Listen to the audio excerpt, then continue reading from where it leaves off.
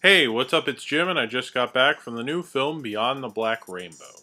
A girl who's being held captive in the mysterious Oboria Institute, and she's being interviewed there by Dr. Barry Nile, and he's controlling her mind with this light-up triangle thing. It's a very strange, bizarre, vintage 80s film. The film takes place in 1983. It feels like a movie from 1983. It has amazing music that sounds like John Carpenter probably could have made in 1983, or someone who was really good at ripping off John Carpenter in 1983. And the music really pulsates through this movie. It has this weird kind of meditative, creaky vibe to it that, I mean, some compare it to Kubrick because it looks kind of like 2001.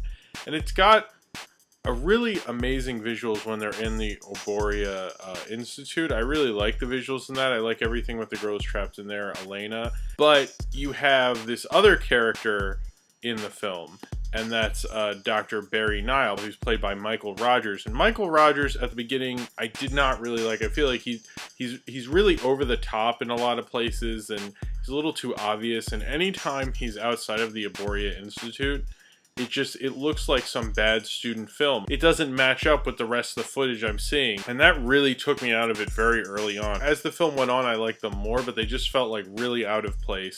And there's a lot to like about this movie, but as a completed film, I don't really like it very much. It's great that people are making odd, weird, arty sci-fi movies, and that really just doesn't happen anymore.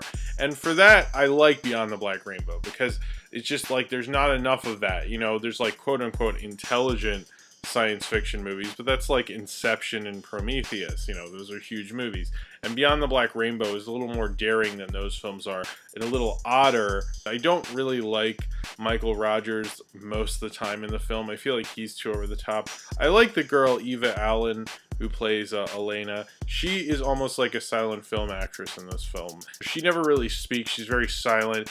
I mean, she's doing kind of the doe-eyed thing the whole time, but she is actually pretty good at it. I love the music. I really like the end credit song. That was awesome. And there's a lot of visuals in this that I'm going to take away with me for a while, and that I think are really stunningly, beautifully shot by this guy, Norm Lee, is the cinematographer of this film. He's an amazing cinematographer. The music's by Jeremy Schmidt. He did an amazing job. It's one of the better scores I've heard this year, and a score that can invoke mood like no other. It adds a mood and a mystique to this movie that I don't think it would otherwise have. While it was going on, I was getting kind of more bored with the film. There's some parts in the end I really feel like it shifts focus and kind of that grabbed my attention. It seemed to be able to get me in and wow me with these cool visuals and this weird architecture and the light up triangle that's controlling Elena so her telepathic powers don't get out of control. And there's a certain element to it that's like a monster controlling a monster, like which one of them is more evil. There's a lot of themes in this film I think are really smart and really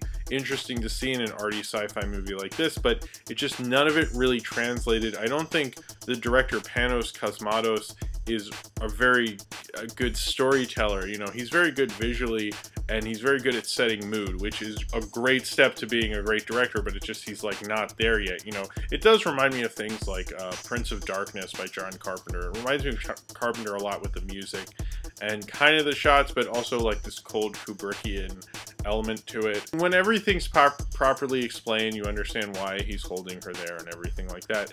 It does make a little more sense, but his character just seems like kind of over-the-top villainous, like almost fan fiction villainous or something in some places.